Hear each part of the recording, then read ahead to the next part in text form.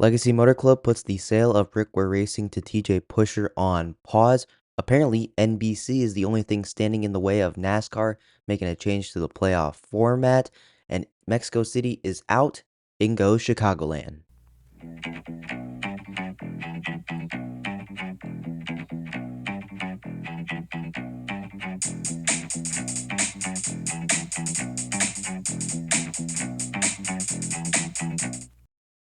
How's it going, everybody? Welcome back to Talking NASCAR. I'm your host, Andrew. We got a lot of news to cover in today's show. A lot of stories broke over the last couple days. Hope your week has been going well, by the way. I forgot to say that a little bit beforehand. But again, a lot of news to cover. That is all coming up.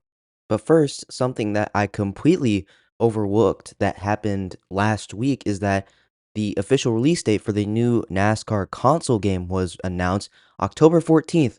The new NASCAR 25 console game will be coming out on Xbox and PlayStation. Unfortunately, for all the PC gamers, NASCAR 25 will be coming out on a later date. And that's happened before with NASCAR releases on PC, unfortunately. So, at least what I've heard. I'm not a PC player myself. I can't afford a PC. But I know overall the majority of NASCAR gamer community is very excited to get a new NASCAR console game. It has been since 2021 when we got a actual NASCAR console game. That was NASCAR 21 Ignition, and apparently that game was not very good. I've seen a lot of videos online, and it did not look very good compared to some of the games that preceded it. We also got a couple other games made by Motorsports Games, NASCAR Rivals, which I actually have on the current platform I use to play video games, and it's fine. It's not the greatest game. It's honestly like NASCAR Heat 5 in a way. And there's been a couple other mobile games, but they really don't have anything to do with NASCAR.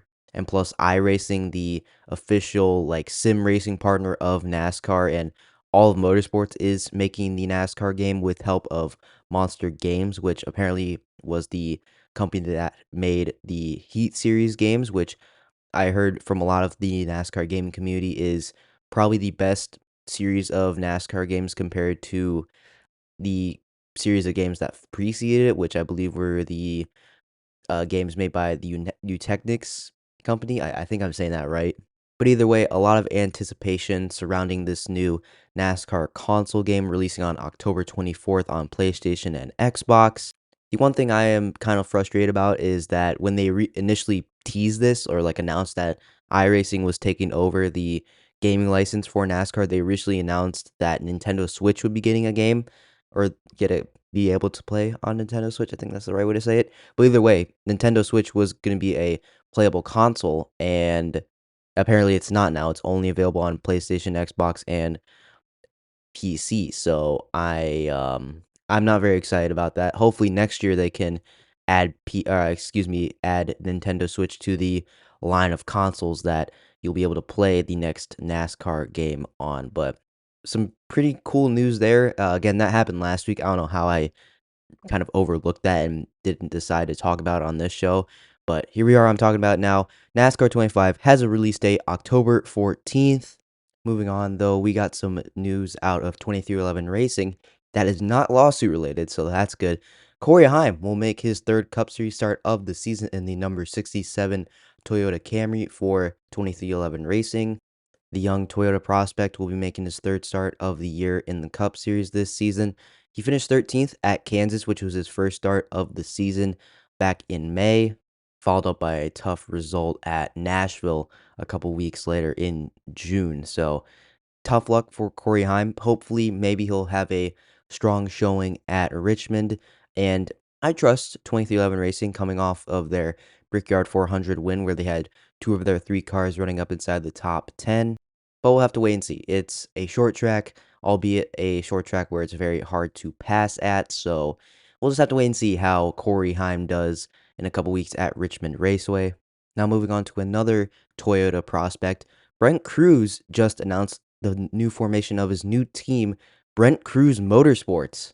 The team will be making their first Craftsman Truck Series start at Watkins Glen and will kind of follow the same schedule that he had with Tricon Garage in the number one truck. So essentially, he's kind of just taking his schedule and moving it over to his own team, which is very impressive to say the least. Mind you, Brent Cruz is only 17 years old, and he turned 17 in March earlier this year. So that is very impressive that he is already forming his own team to race in the NASCAR Craftsman Truck Series. Now, it is also announced in this statement, or announcement, I should say, that Brent Cruz Motorsports will be temporarily operating out of Nitro Motorsports shop.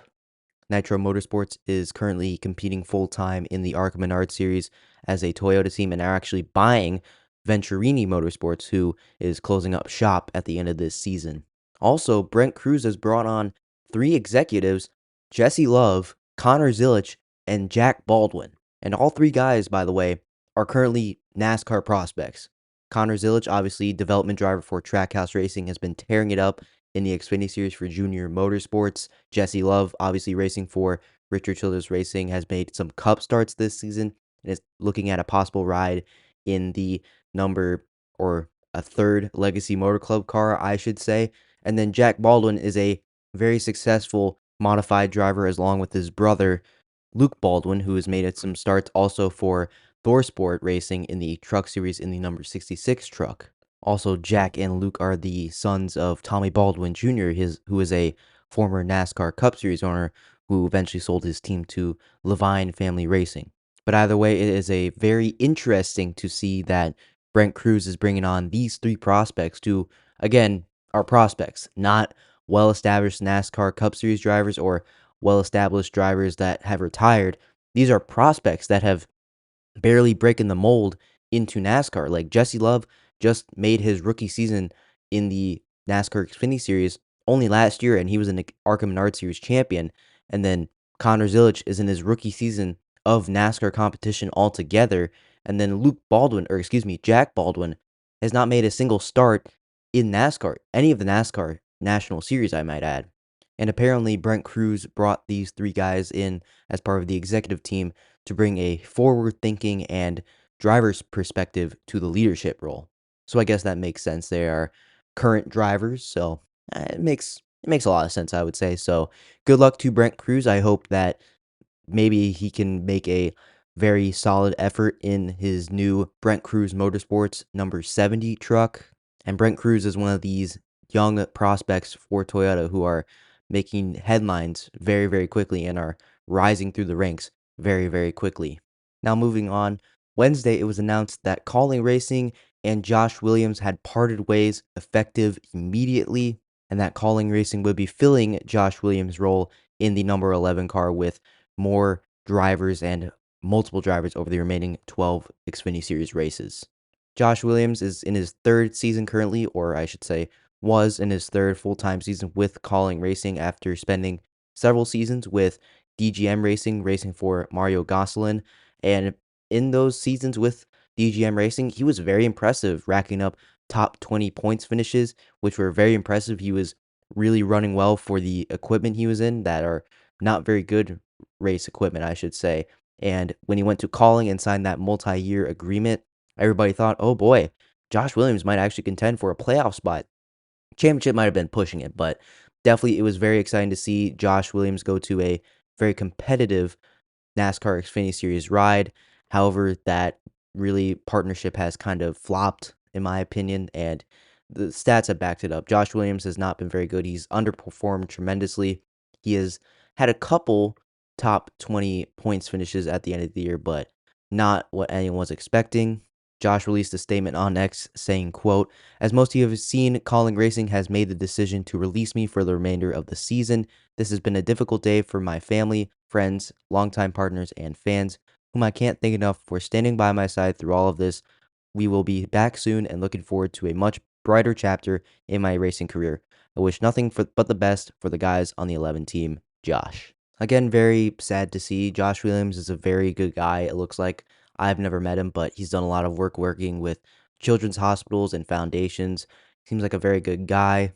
However, most NASCAR fans may know him best for protesting by parking his number 92 car on the front stretch at Atlanta back in 2023, getting out of the car and walking across the grass and pit road all the way back to the infield after NASCAR black flagged him for having too much damage on the car. But despite that, Josh Williams still got this deal with Calling Racing, and Calling Racing has already secured two drivers for the next 12 Xfinity Series racing, securing Carson Hocevar for this weekend at Iowa, and Will Brown is actually rumored to be in the seat for Portland coming up in a couple weeks. Hocevar should bring some really good speed to that number 11 car. He's been very fast in Cup. He was very fast in trucks this season, and I have full expectations that he'll be very fast in the Xfinity Series for Calling Racing, who is one of the better Xfinity Series teams, even though in the past couple years their performance has steadily declined, but that's with new drivers coming in and out and not a very set and secure lineup. And then Will Brown, I didn't really get a fair shot with calling at the Chicago Street Race, got wrecked out in the first couple laps, so I think that he'll be very solid at the Portland Motor Speedway. And Chris Rice already said that this will be a kind of observation period for Calling Racing as an Xfinity Series team. And there is apparently some rumors online that Calling Racing may be looking to sell their Xfinity Series team over to Spire, because Spire Motorsports right now has a lot of rumors swirling that they may go Xfinity Series racing next season full time. And Calling Racing shut those rumors down with this statement saying that, no, this is kind of like our cornerstone. So that's something to be said. And I think Calling Racing next year with a returning lineup of Christian Eckes and Daniel Dye, possibly only a two-car team. I think with eliminating that third car, just another car that you don't really need, and you're focusing solely on their two really good full-time drivers, I think they'll have solid years. I think that Christian Eckes can definitely win a race or two, and then Daniel Dye might be pushing for a race win here and there. But I think next year, if Calling Racing comes back with the two full-time drivers they have this year, I think they will be a lot better next year. Now, moving on, I've talked about this previously in the last couple episodes, so if you want to go listen to the original thoughts I have, you can go check out the last two episodes on this show. But apparently, on NASCAR's Holler Talk podcast, NASCAR Managing Director of Racing Mike Ford explained the timeline for potential changes to the NASCAR's playoff format, and it was recently announced that NASCAR will probably not make changes to the playoff format before the schedule has been released or for 2026. And Mike Ford, in this episode of Holler Talk, expressed that he thinks NASCAR is pretty comfortable with waiting until 2027 to make changes to the playoff format. And that's really because NBC, who is the broadcasting partner that holds the majority, actually the entirety of the NASCAR playoffs, has not been available for meetings and will not be available for meetings until August to discuss potential changes, which NASCAR can't work with because they need to get the full season schedule out by August, or at least I should say the middle of the month, because technically it's August 1st. I'm still thinking it's July, guys. I'm still thinking it's July. I'm sorry.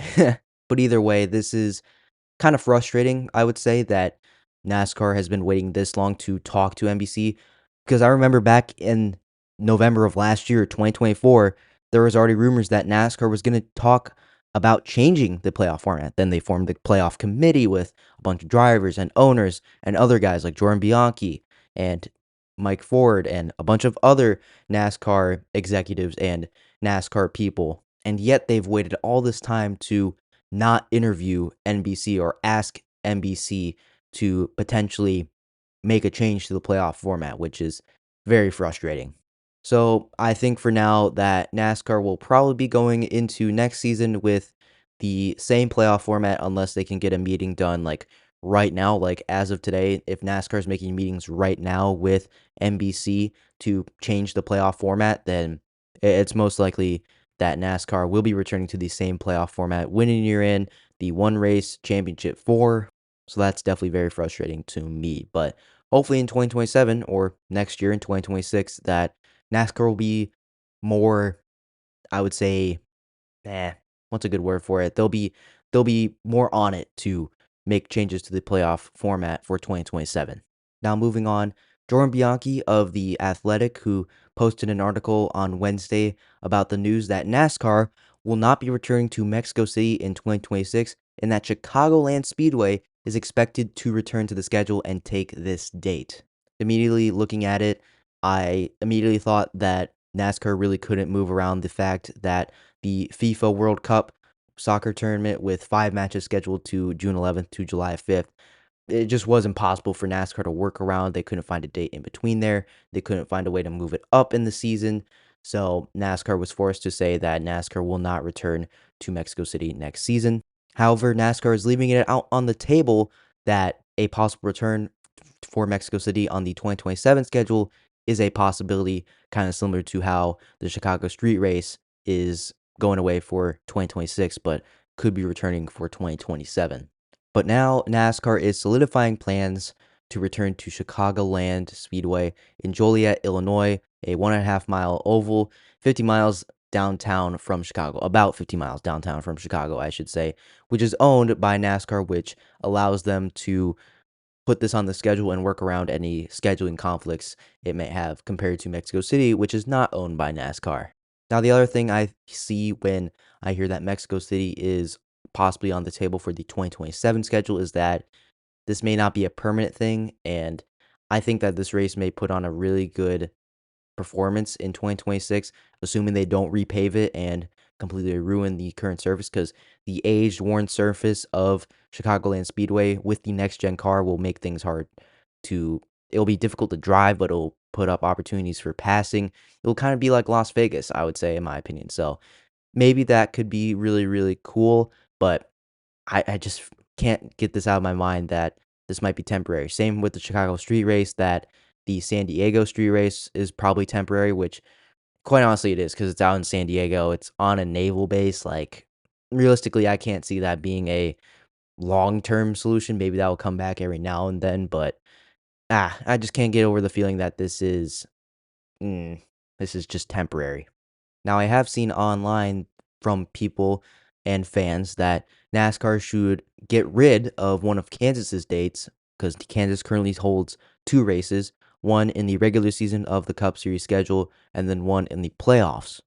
Mostly because Kansas has apparently struggled with attendance issues at one of the dates, and Chicagoland could be a very good replacement for that.